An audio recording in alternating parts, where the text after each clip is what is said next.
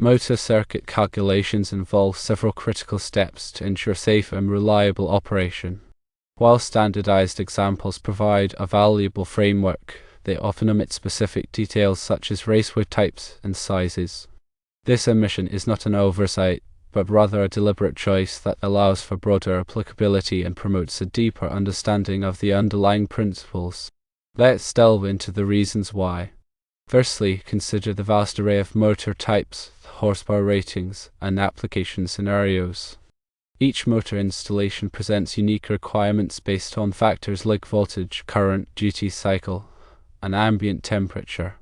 Including specific raceway details in every example would create an overwhelming number of permutations, making the examples less accessible and potentially confusing. Secondly, raceway selection depends on various factors beyond the motor's electrical characteristics. These factors include the installation environment, mechanical stresses, corrosion potential, and local code requirements. For instance, a motor installed in a corrosive environment might necessitate the use of PVC or stainless steel conduit, while a motor subjected to heavy mechanical loads might require rigid metal conduit. Thirdly, raceway sizing is governed by the National Electrical Code, specifically Article 310.15 and Chapter 9, which provide detailed guidelines on conductor ampacity and conduit fill. These guidelines take into account the number of conductors in the raceway, the conductor insulation type, and the ambient temperature. Instead of providing specific raceway sizes and examples, the code encourages engineers and electricians to apply these principles to determine the appropriate size for each installation. Fourthly, standardized examples are designed to illustrate the fundamental principles of motor circuit calculations, such as determining the minimum conductor ampacity, selecting appropriate overcurrent protection devices, and calculating voltage drop. These principles remain constant regardless of the specific raceway type or size. By focusing on these core concepts, the examples provide a solid foundation for tackling a wide range of motor circuit design challenges. Fifthly, consider the dynamic nature of electrical codes and standards. The National Electrical Code is updated every 3 years to reflect advancements in technology and address emerging safety concerns. Including specific raceway details and examples would necessitate frequent revisions to keep the examples current, whereas focusing on the underlying principles ensures that the examples remain relevant even as the code evolves. Sixthly, the responsibility for selecting and sizing raceways ultimately rests with the qualified electrical professional who is designing or installing the motor circuit. These professionals are expected to have a thorough understanding of the National Electrical Code and the relevant industry standards. By providing general principles and guidelines, the code empowers these professionals to make informed decisions based on the specific requirements of each installation. Seventhly, let's examine the process of calculating the minimum conductor ampacity for a motor circuit. According to NEC 430.22, the conductors supplying a single motor must have an ampacity of not less than 125% of the motor's full load current rating. This requirement accounts for the motor's potential to draw current above its full load rating during starting and overload conditions. Once the minimum conductor ampacity is determined, the appropriate conductor size can be selected from NEC Table 310.16, which lists the allowable ampacities of various conductor types based on their insulation temperature rating and installation conditions. Eighthly, consider the selection of overcurrent protection devices for motor circuits.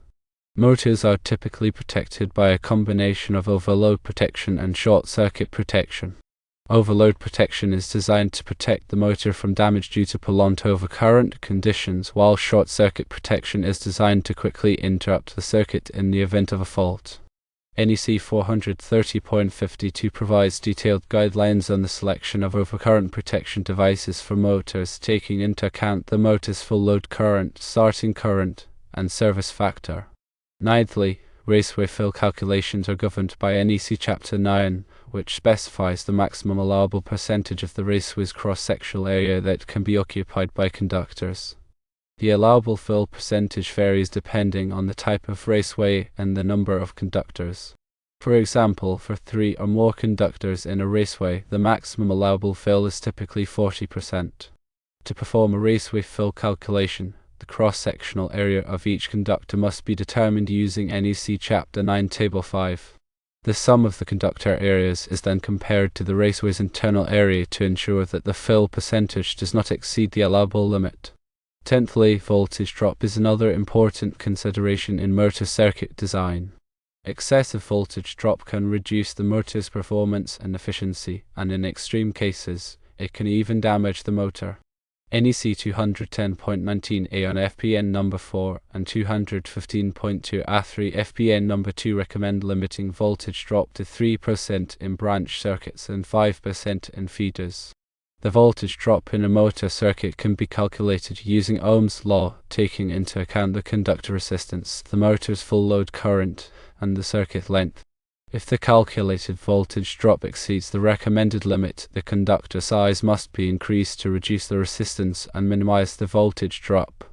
11thly, consider the impact of ambient temperature on conductor ampacity. The allowable ampacity of a conductor is based on its insulation temperature rating and the ambient temperature in which it is installed. If the ambient temperature exceeds the conductor's rated temperature, the ampacity must be derated according to NEC Table 310.15. This derating ensures that the conductor does not overheat and damage its insulation. 12thly, harmonic currents can also affect the performance of motor circuits. Harmonic currents are non-sinusoidal currents that can be generated by electronic devices such as variable frequency drives. These currents can cause increased heating in conductors and transformers, and they can also interfere with the operation of sensitive electronic equipment. To mitigate the effects of harmonic currents, it is important to use appropriate filtering techniques and to ensure that the electrical system is properly designed to handle harmonic loads.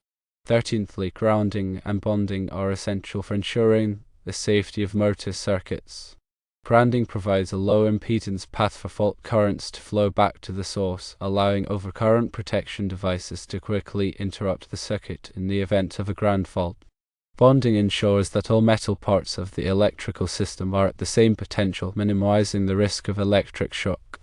NEC Article 250 provides detailed guidelines on grounding and bonding requirements for electrical systems. 14thly, consider the use of variable frequency drives, often referred to as VFD, to control the speed and torque of motors. VFD offer several advantages over traditional motor starters, including reduced energy consumption, improved motor performance, and increased process control. However, VFD also introduce harmonic currents into the electrical system, which can require the use of filtering techniques. 15thly, surge protection devices, SPDs, are often used to protect motor circuits from transient voltage surges caused by lightning strikes or switching events. These surges can damage sensitive electronic equipment and can also pose a safety hazard. SPD are typically installed at the service entrance and at the motor control center to provide comprehensive surge protection. 16thly, regular maintenance and testing are essential for ensuring the long-term reliability of motor circuits. Maintenance tasks include inspecting conductors and connections for signs of damage, testing overcurrent protection devices to ensure proper operation, and measuring motor insulation resistance to detect potential faults. By performing regular maintenance and testing, potential problems can be identified and corrected before they lead to equipment failures or safety hazards.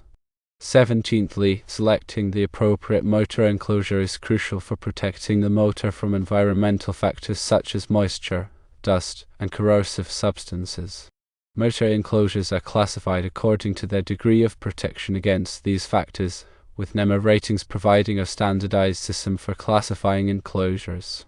The appropriate enclosure type depends on the specific application and the environmental conditions in which the motor is installed. 18thly, consider the use of motor control centers, or MCCs, to centralize the control and protection of multiple motors. MCC provide a convenient and organized way to manage motor circuits, and they often include features such as overload protection, short-circuit protection, and motor starters. MCC are commonly used in industrial facilities and large commercial buildings. 19thly, the selection of motor starters depends on the motor's horsepower rating, voltage, and starting requirements. There are several types of motor starters available, including across-the-line starters, reduced-voltage starters, and solid-state starters. Across-the-line starters are the simplest and most common type of motor starter, but they can cause a large inrush current during starting.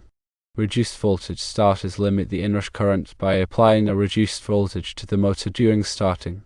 Solid-state starters use electronic components to control the motor's voltage and current, providing smooth and stepless starting. 20thly, when designing motor circuits, it is important to consider the potential for future expansion. The electrical system should be designed to accommodate future motor loads without requiring major modifications. This can be achieved by oversizing conductors and raceways and by providing spare capacity in motor control centers. 21stly, safety is paramount when working with motor circuits. Electrical work should only be performed by qualified professionals who have a thorough understanding of the National Electrical Code and the relevant safety procedures. Always de-energize circuits before working on them, and use appropriate personal protective equipment such as safety glasses, gloves, and insulated tools. 22ndly, documentation is essential for maintaining and troubleshooting motor circuits. Detailed drawings, wiring diagrams, and equipment schedule should be maintained for all motor circuits. This documentation should include information on conductor sizes, raceway types, overcurrent protection devices, and motor starter types.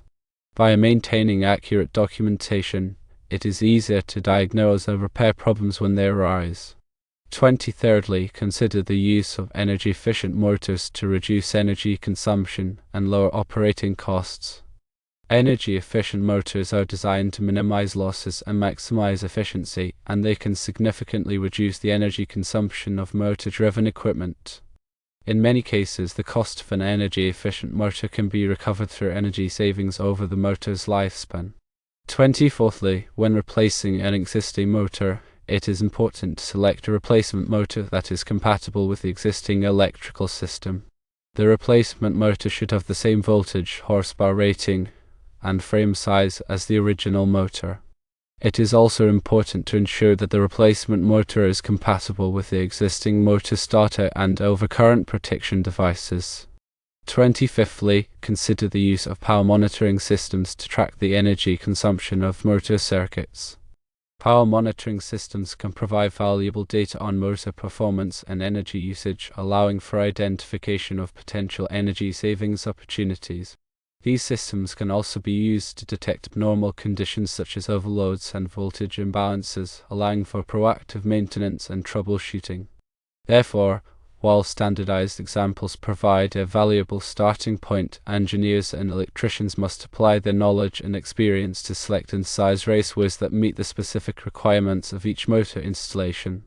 This approach ensures that motor circuits are designed and installed safely, reliably, and in accordance with the National Electrical Code.